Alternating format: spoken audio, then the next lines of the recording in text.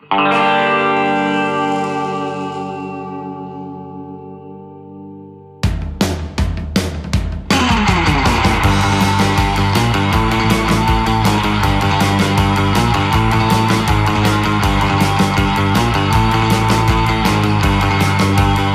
sean todos bienvenidos a Bushido Podcast. Esta es la segunda temporada y estoy muy feliz de poder contar con todos ustedes.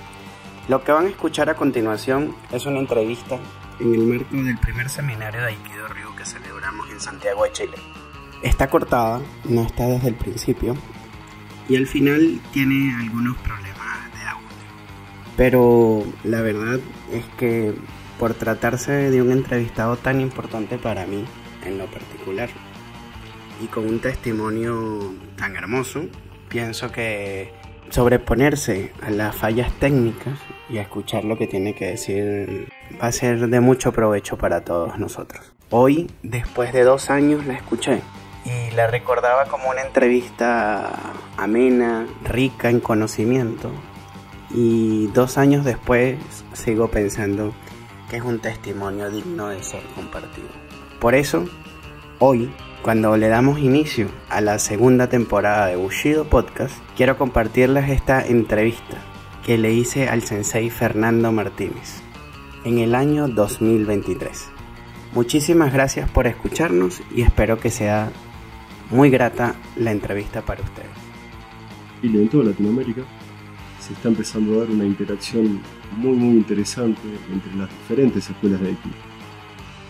Estoy percibiendo, no sé cómo lo ve usted, José, pero estoy percibiendo una revalorización de algunas escuelas tradicionales, ¿no? Yo veo algunos compañeros de otras escuelas como Aikikai en sus diferentes ramas, ¿no? O mismo Iwama Ryu, ¿no? Que están de alguna manera interesados en poder comprender un poco qué es esto del Yoshinkan, qué es esto del Kihon Dosa, ¿no? De las particularidades que tiene nuestro estilo, nuestra metodología. Y por supuesto para nosotros eso es muy positivo, porque entiendo humildemente que la práctica del Aikido conlleva diferentes necesidades, ¿no? Es una mesa que tiene 4 patas como mínimo, ¿no? Y así como la escuela de Aikikai, la más difundida a nivel mundial, viene haciendo muy bien un trabajo de gestión de la evolución del arte, ¿no? De la modernización y la experimentación permanente, ¿no? Para evitar el estancamiento. También de alguna manera nosotros somos, sin ánimo de vanagloria, guardianes de la vieja escuela, ¿no? De cómo se practicaba antiguamente y sobre todo, como charlábamos hoy cuando veníamos del aeropuerto hacia el dojo, de cómo practicaba Ueshiba Sensei, el fundador, ¿no? Ueshiba Kaiso, en su juventud, ¿no? O sea, cómo llegó a ser quien fue, ¿no? Entonces, yo entiendo que en nuestra escuela esa pata de la mesa, ¿no? De tratar de comprender qué era lo que Sensei hacía en su juventud para llegar a ser quien fue, es lo que nos interesa sobremanera. Sensei, usted como el alumno más aventajado del Senseiando en Latinoamérica, le toca recibirlo primero en Buenos Aires y luego acompañarlo a su visita a Brasil, a Sao Paulo. Y yo quisiera que nos hablara un poco más acerca de esa experiencia que vamos a vivir. Para mí es una experiencia hermosa. Por supuesto uno la vive con cierto grado de estrés, de ansiedad, ¿no? Y bueno, con un poco de resquemor, de hacer las cosas lo mejor posible, ¿no? Esta ya va a ser la 4ª vez que Ando Sensei visita Latinoamérica, con lo cual uno va aprendiendo de sus propios errores también. Y bueno, espero que sea mejor que la última, ¿no? O sea, siempre las experiencias fueron cada vez un poquito mejor. Y de eso se trata, ¿no? Una mejora continua, pasos pequeños, pero en la dirección correcta. Yo personalmente estoy muy contento de que Sensei pueda venir, lo extraño mucho. En la última reunión por Zoom, ¿no? de la Federación Internacional, él también manifestó sus ganas de visitar nuevamente la Argentina, de encontrarnos, ¿no? Para mí la presencia física, más allá de que una vez por semana tomemos clases por medios virtuales y el contacto eh, de trabajo sea permanente, semanal, ¿no? Con el maestro, la presencia física también es insustituible y es algo que yo extraño mucho. Particularmente mi compromiso como su discípulo es desde el momento uno en que él deposita su pie en suelo argentino, ocuparme absolutamente de todas sus necesidades de principio a fin, luego acompañarlo a San Pablo, a Brasil, donde va a continuar con una extensa jornada de seminarios, y bueno, esperar a que ponga el pie en el avión de regreso a Japón para recién ahí volver a mi país. Es una experiencia muy estresante porque uno está 24 horas al servicio del maestro, pero muy productiva también porque la presencia permanente del sensei siempre deja enseñanzas únicas e insustituibles, ¿no? Estar al lado del maestro es como acercarse al fogón, ¿no? Así es. Sensei, la otra vez, y lamento no tener el dato bibliográfico, pero leí que un buen maestro es aquel que no te da toda la información, sino como que siembra en el estudiante las ganas de seguir buscando ese conocimiento. Y que, no sé, quisiera su apreciación acerca de ese pensamiento, porque transmitir un conocimiento, hasta cuándo o cómo, o muchas de esas cosas uno es por feeling, por piel, pero quisiera saber su experiencia acerca de eso. Es una hermosa pregunta y creo que es fundamental para la comprensión del espíritu de las artes marciales, ¿no? En Japón se dice que el maestro es la aguja y el discípulo es el hilo, ¿no? Para que las dos piezas de tela queden unidas, ¿no? Para que el efecto se produzca, se necesitan las dos. Pero lo que permanece es el hilo, ¿no? La aguja pasa y se retira, se va, ¿no? Entonces, siempre he reflexionado en esto. A veces el discípulo es más importante, ¿no? Porque uno puede tener el mejor maestro, ¿no? Pero si el discípulo no pone de su parte, el progreso es casi imposible.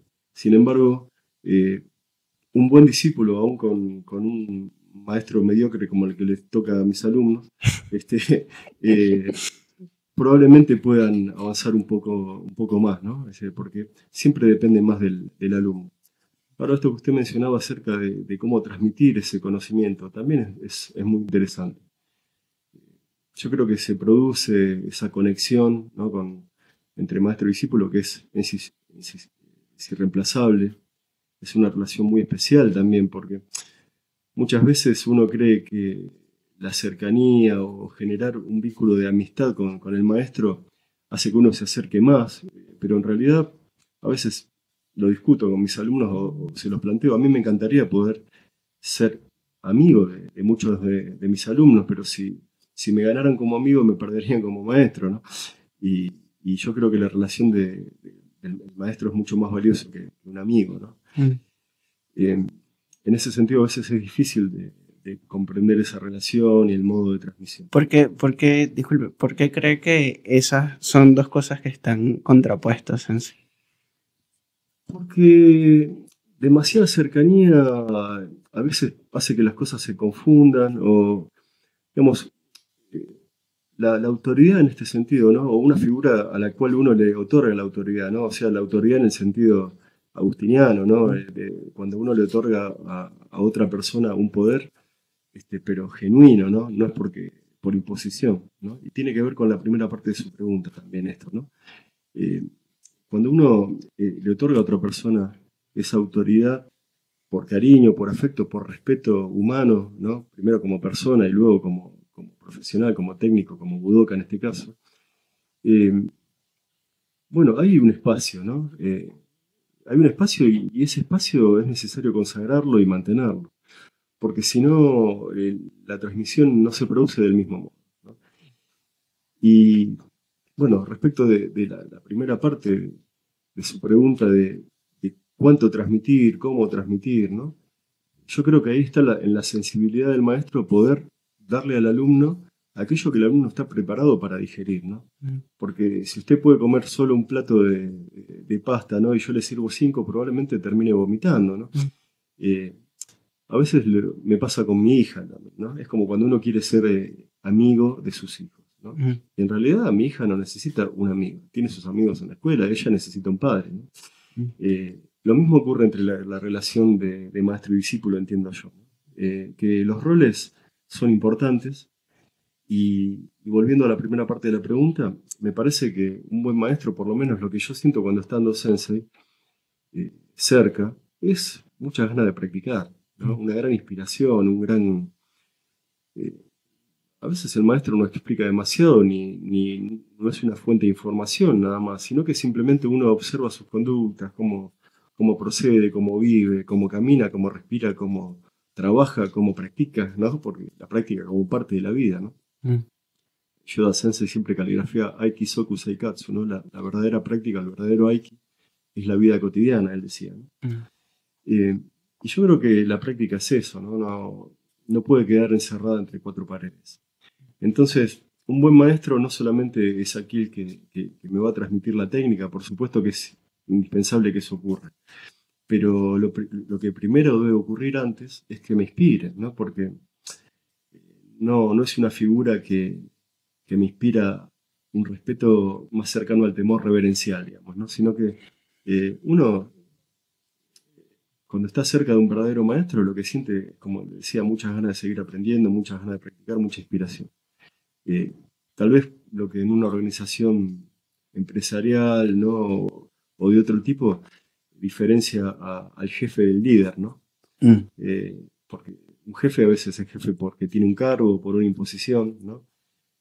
Pero un líder es otra cosa, ¿no? Es una persona cuando uno está cerca de un líder, uno siente que puede, uno siente que es mejor, uno siente que se potencia, ¿no? sí. Que se potencia, ¿no? En cambio, cuando está frente a un jefe que simplemente le impone trabajo o lo presiona, muchas veces el efecto es contraproducente, ¿no? Uno cumple a reglamento su tarea y no va más allá de eso, ¿no? A mí lo que siempre me ha generado Ando Sensei es muchas ganas de hacer cosas, muchas ganas de seguir aprendiendo.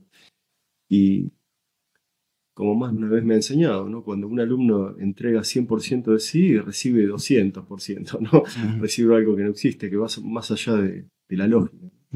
Es así, y me lo he sentido muchísimas veces, ¿no? A veces un pequeño gesto, el maestro lo toma, lo multiplica y lo potencia de una manera que solo un maestro puede hacer. Sensei, un poco, a veces uno está tan inmerso en el mundo del Aikido que como que pierde un poco la perspectiva, ¿no? Pero yo recuerdo de esos primeros años de práctica y conversaciones que he tenido luego y hablan como confunden digamos, la parte religiosa o teológica, digamos, con la espiritualidad que muchas veces encarna la práctica del Aikido. Entonces, ¿cómo explicar eso a alguien que se está acercando por primera vez acerca de la espiritualidad como de la práctica? ¿Sí? Sí, es una gran pregunta también, ¿no? Porque uno ve muchas deformaciones, ¿no? Productos muchas veces de la ignorancia, de la mala transmisión.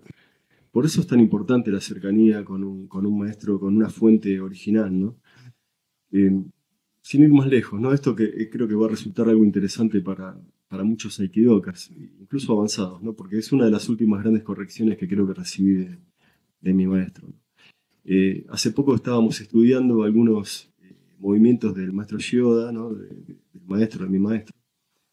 Y a mí se me ocurrió repetir algo que es una frase casi hecha en el mundo del Aikido, que es, ahí se ve, ¿no? Como Sensei Yoda entra por la forma para luego abandonar la forma, ¿no? Es como que uno se ha leído mucho por ahí, ¿no? Lo de entrar por la forma para abandonar la forma. Y Ando Sensei me dijo, parafraseando el Sutra del Corazón del Budismo, ¿no? El vacío es la forma, y la forma es el vacío. no se abandona la forma en ningún momento, porque la forma es el vacío, ¿no? Y bueno, me mostró Yoda Sensei haciendo una técnica para los aikidokas denominada Shihonage, la proyección en 4 direcciones, haciéndolo en el estilo Kata Keiko, ¿no? En el estilo de forma predeterminada, con su paso número 1, número 2, 3 y 4, ¿no? Para llegar a una conclusión final de la técnica. Y luego me mostró a Yoda Sensei haciendo esa misma técnica en un Shijuasa, en una demostración libre, donde ni siquiera un ojo bien entrenado podía percibir la existencia de la forma en esos movimientos, ¿no? Era como si fuera algo completamente distinto. Sin embargo, Ando Sensei fue deteniendo, hoy la tecnología nos ayuda a estas cosas, ¿no? Cuadro por cuadro, y me dijo, este no es el paso número 1 del Kata Keiko, ¿no? De la forma. Este no es el paso número 2 y este no es el paso número 3. Y cuando uno lo revisa con ese grado de profundidad y detenimiento, la forma estaba allí. Pero estaba con una sutileza, una velocidad y una ejecución tan precisa que era prácticamente imperceptible.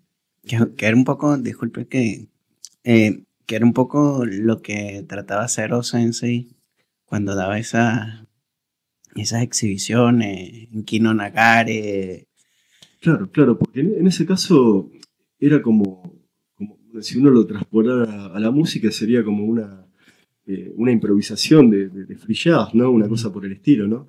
Pero para poder llegar ahí, bueno, seguramente uno tiene que conocer perfectamente a todo Bach, todo Mozart, todo Wagner y la escala pentatónica, ¿no? Es muy difícil, ¿no? Es como, la otra vez estaba tratando de enseñarle algo de guitarra a mi hija y ella se colocaba en una postura que le resultaba cómoda, pero poniendo las manos al revés, en el diapasón, ¿no? Y yo le trataba de mostrar la postura correcta. Y ella me decía que se sentía más cómoda del otro modo, ¿no?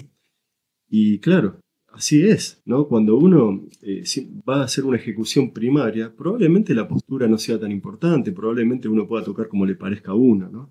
Pero si uno quiere tocar como Paco de Lucía, si no tiene la postura correcta, sencillamente no va a poder hacerlo. No va a poder llegar a esos espacios que el diapasón o que el instrumento ofrece. Porque para poder llegar a esos espacios se requiere de una postura, una respiración y una técnica, ¿no? Entonces, la forma, a un nivel técnico avanzado del cual yo carezco, ¿no? Pero que estoy tratando de sospechar gracias a la enseñanza permanente de tener un buen maestro, me hace estar cada vez más consciente de la necesidad de pulir esa técnica, ¿no? De llevarla hasta un grado de perfección que lamentablemente nunca se alcanza, y que el título de maestro que uno busca, si es que está en algún lado, estará en la tapa del ataúd, ¿no? Sensei, a pocas horas de estar en nuestro primer seminario, también me gustaría un poco hablar de la etiqueta, ¿sí? Que viéndolo también desde una óptica, ya cuando uno está inmerso en la práctica, ya parece mucho más sencilla, ¿no? Pero verla desde afuera se ve mucho más compleja. Entonces, yo sé que la etiqueta tiene un propósito, pero no sé si lo podría explicar. Es una gran pregunta también, y producto de confusión también, ¿no? Cerrando un poco y uniendo la pregunta anterior con esta, donde usted me preguntaba respecto del misticismo en el Aikido y las artes marciales, ¿no? Yo creo que si uno se acerca al estudio del idioma, o de la lengua, o de la historia de Japón, en este caso, que es la tierra madre del arte que practicamos, no porque uno quiera convertirse al budismo o al shintoísmo, o porque quiera transformarse en un japonés no reconocido, ¿no? Uno está orgulloso de sus orígenes, ¿no? De su cultura. Sin embargo, el conocimiento hace que uno no esté inventando cosas raras y extrañas, ¿no? Que no tienen en realidad mucho que ver con la realidad de lo que simbolizan esas cosas, ¿no? En este caso, uno suele ver algunos practicantes más papistas que el Papa, digamos, inventando algunas reglas que son incomprensibles para los propios japoneses, ¿no? O muchas veces la diferencia cultural deja espacios en blanco de desconocimiento que uno llena como más o menos le parece, ¿no?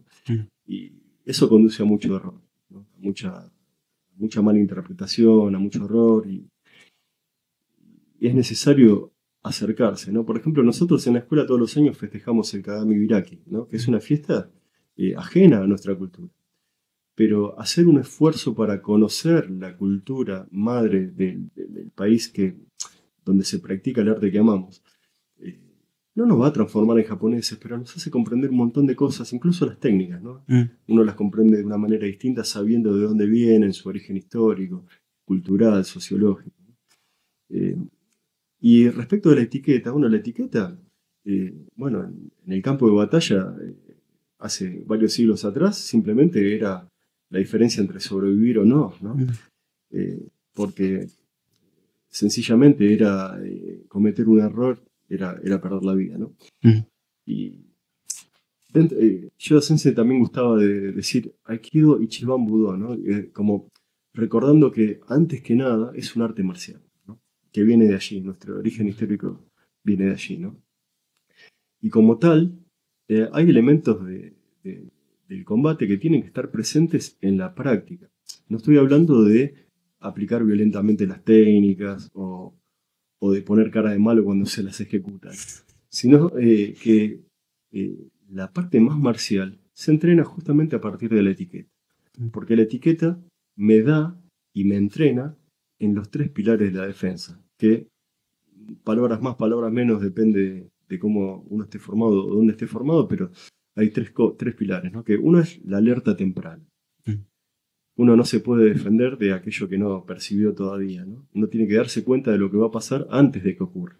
Porque si uno se da cuenta al momento que ya comenzó el principio de ejecución, probablemente sea demasiado tarde. Entonces la percepción temprana, la lectura del aire, ¿no? La lectura de los gestos, de las situaciones, el poder de anticipación, es lo que me va a permitir sobrevivir primeramente. Sin eso la técnica no vale nada, ¿no? Porque por más que uno sea muy fuerte, muy técnico, muy rápido, si no veo venir el palazo, ¿no? Menos lo va a poder. No voy a sobrevivir, ¿no? La técnica ni siquiera se va a poder desarrollar. Entonces, lo primero es la alerta temprana. Lo segundo es la reacción inmediata, ¿no? Y lo tercero es lo que llamamos contingencia adversa, que significa que algo malo siempre va a ocurrir en una situación de riesgo. Me van a herir, va a aparecer un atacante que no había visto, etc., ¿no? Y tengo que estar mentalmente preparado para sobreponerme a esa situación adversa, ¿no? Entonces, si uno lo analiza de algún modo, la etiqueta cuando tengo, digamos, no caminar en el tatami, ¿no? O sea, la reacción rápida cuando se da una orden, el correr a sentarse rápidamente, ¿no? Es como si en un partido de fútbol o básquet uno solamente estuviese activo al momento de posar el balón, ¿no? Pero un buen jugador está viendo todo lo que ocurre en el campo de juego y está activo, ya sea alentando a sus compañeros, siguiendo la trayectoria de la pelota, los movimientos de los diferentes equipos, ¿no? No hay momentos de relajación. Sí, leyendo el partido. Está leyendo el partido en todo momento, ¿no? Y uno debería entrar al tatami con esa idea, ¿no? Y eso lo da la etiqueta, ¿no? El hecho de no relajarse nunca dentro del tatami. De estar siempre desarrollando la alerta temprana, la reacción inmediata, ¿no? Y la contingencia adversa, ¿no? Como, por ejemplo, ¿para qué estar un largo periodo de tiempo sentado en la posición de rodillas, seiza, ¿no? Y porque duele, ¿no? Y uno no se puede mover porque mis compañeros tampoco se mueven, ¿no? Y porque el sensei se enoja, ¿no? Entonces, eso fortalece la mente, ¿no? Hace que la mente se sobreponga al dolor físico, a la incomodidad, ¿no? A salir de esa zona de confort, ¿no? Esa zona de que todo se mueva con el dedo como si fuera la pantalla del celular, ¿no? Bueno, Sensei, mire, yo me gustaría seguir charlando con usted, pero estamos a pocas horas de comenzar el seminario y no le quiero quitar su tiempo mucho más, pero quería culminar con una pregunta. Y ya habló algo de eso, pero la pregunta era, ¿qué fue lo último que aprendió de Ando Sensei? Y si lo tuviera aquí sería cómo tomó el té hoy por la mañana. Su actitud, ¿no? Sí. Su actitud para tomar el té hoy por la mañana, ¿no? Es así, ¿no? Porque lo más profundo se percibe en lo más burdo, ¿no? Simplemente el modo en que toma la taza y el estado de conciencia con que toma su té probablemente me está enseñando muchas cosas, ¿no? Entonces, a eso me refería con la alegría de la cercanía, ¿no? Porque cuando uno tiene a su maestro cerca, aprende no solamente cómo se ejecuta un kotegaeshi o una técnica predeterminada, sino que entiende cuál es el espíritu que está detrás de todas y cada una de las técnicas, ¿no? Porque ya la técnica y la vida son la misma cosa, ¿no? No hay diferencia. Un maestro como Ando Sensei es igual dentro y fuera del tatami, ¿no? A veces se habla de esto, no, que el maestro en el tatami todo el respeto, ¿no? Y afuera vamos y tomamos y nos emborrachamos, ¿no? Y salimos. Y realmente no es así, ¿no? El maestro es maestro en todo momento, ¿no? Y yo desconfiaría de un maestro que no muestre conducta, que no muestre técnica, conocimiento técnico, y que no muestre compasión sobre todo, ¿no? Yo creo que esas son las tres cosas que un maestro debe tener, ¿no? Debe tener conducta y manifestarla. Por supuesto, todos somos seres humanos, todos nos equivocamos, todos cometemos errores y todos tenemos nuestras miserias, ¿no? Pero sí uno pide de un practicante la voluntad y la convicción de tratar de superarse, más allá de que eso a veces se consiga y a veces no. Entonces, uno ve en la conducta. Sí, cuando usted habla de la compasión, ¿a qué se refiere? Es una gran pregunta también, ¿no? Porque una de las cosas principales, creo, y me gustaría que cerremos con esto, porque uno se recuerda de lo último, ¿no? Y me parece que lo más importante que un practicante debe cuestionarse es la motivación. ¿Por qué practica, no? Y si uno realmente llega hasta el fondo de la lata, ¿no? Buscando, y debería encontrar que la motivación para practicar es la felicidad de todos los seres, ¿no? De todos los seres sintientes, ¿no? Eso es, ¿no? Para eso uno practica. Para mayor felicidad, para poder estar uno mejor como ser humano y transmitir esa armonía a los que están al lado de uno. En definitiva, la práctica debería conducir a eso.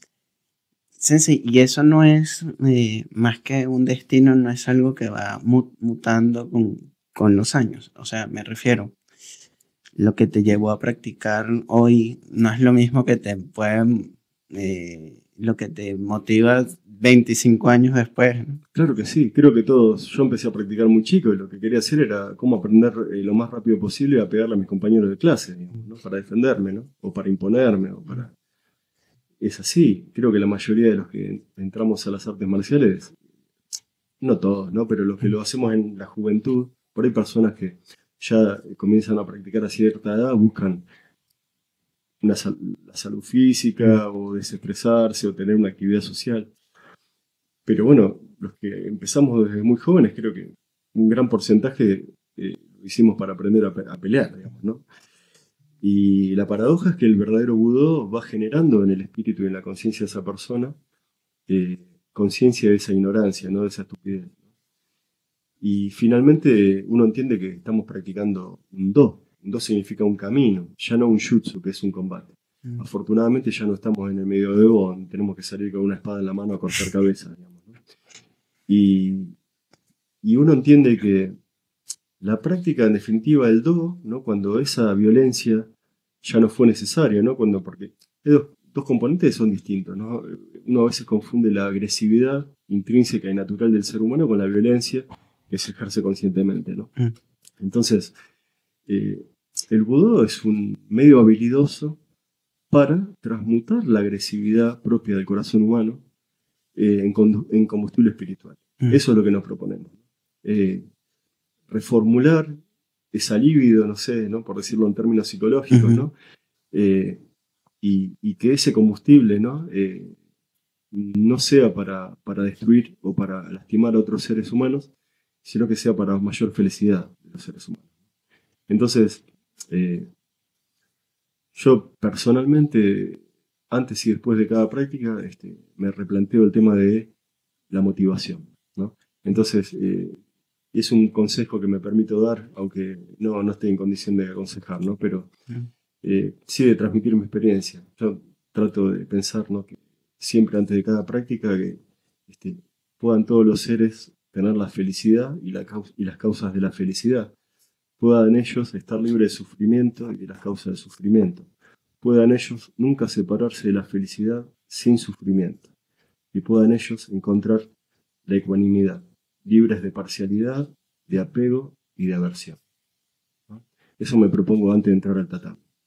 Y cuando salgo del tatami, lo que me propongo es que si algo positivo hubo en esa clase, que sea para felicidad de todos los seres, ¿no? Que sea para el bienestar de todos los seres, ¿no? Que todos podamos ser un poco mejores.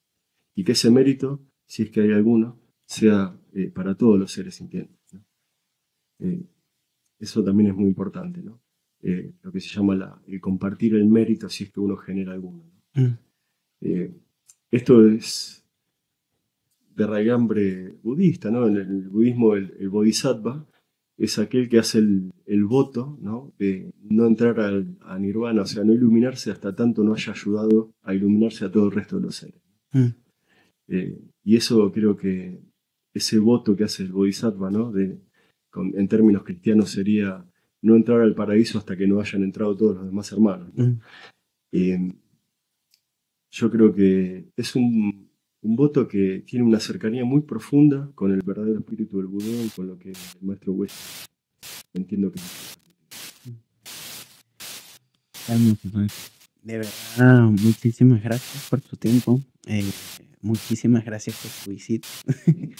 Bienvenido a Chile nuevamente y muy agradecido. No, gracias a usted por la invitación, por la consideración que tienen hacia nosotros, hacia mi persona y hacia la de Santiago Dosán, que está acompañándome también. Así que, bueno, gracias por todo, por las atenciones y la consideración permanente que tienen hacia nosotros. Muchísimas gracias. Bueno, será hasta una próxima oportunidad. Muchísimas gracias por escuchar Bushido Podcast y nos seguimos escuchando. Hasta luego. Esto ha sido todo la entrevista de hoy. Gracias por escuchar Bushido Podcast. Espero que haya sido de tu agrado. Bushido. Nos vemos en una próxima oportunidad. Hasta luego.